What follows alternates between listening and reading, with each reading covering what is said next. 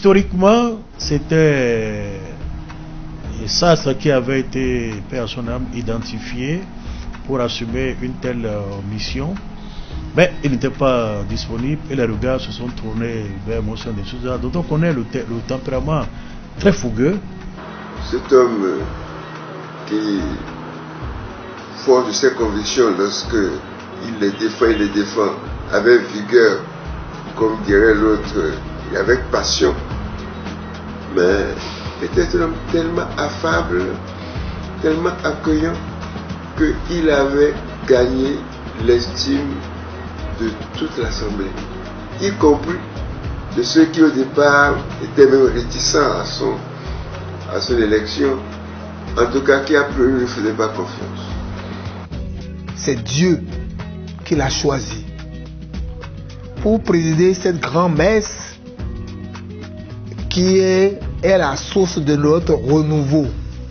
Honorable délégué, je voudrais dire toute notre reconnaissance à tous les délégués ici présents qui nous ont fait confiance et qui nous ont investis pour présider cette conférence nationale des forces vives de la nation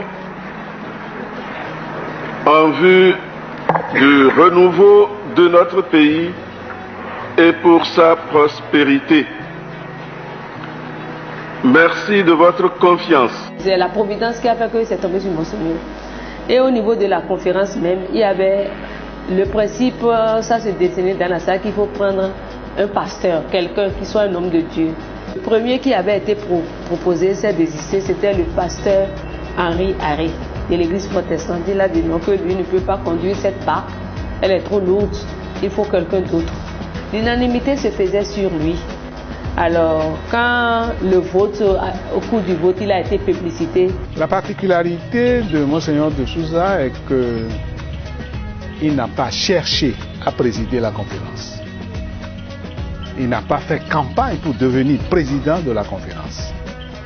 Il a été sollicité par plusieurs catégories de personnes, pas des jeunes, pas des moins jeunes, pas des politiciens rompus à la tâche.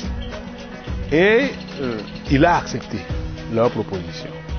J'insiste, parce que d'autres responsables religieux ont été également sollicités. Ce qui est la preuve qu'au fond, les hommes politiques béninois étaient en panne parce qu'ils ne faisaient confiance à aucun d'entre eux pour prendre la présidence de la conférence. Nous avons eu une chance extraordinaire d'avoir une personnalité comme Monseigneur Isidore de Souza à la tête de cette conférence.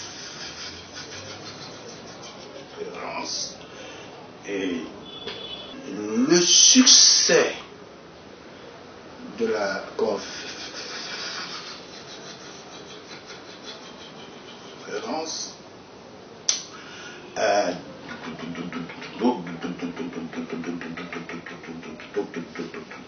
doit énormément à la rencontre de deux personnalités. Le président Mathieu Kérékou et Monseigneur de Souza. Tout le monde se souvient de cet instant poignant de la conférence où le président Kérékou a dit presque en pleurant, ceux qui étaient assis en face de lui ont dit qu'il aurait versé des larmes, mais je n'aime pas affirmer ce que je n'ai pas vu. toujours est-il que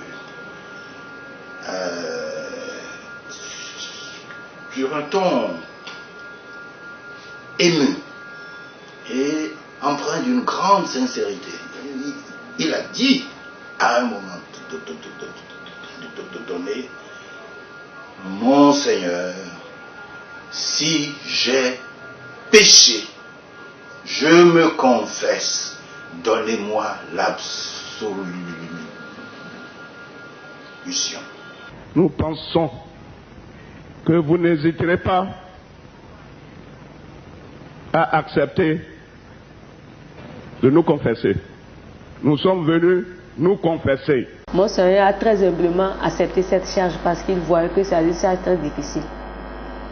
Mais ses atouts ont été seulement son calme. Monseigneur était quelqu'un de souvent calme.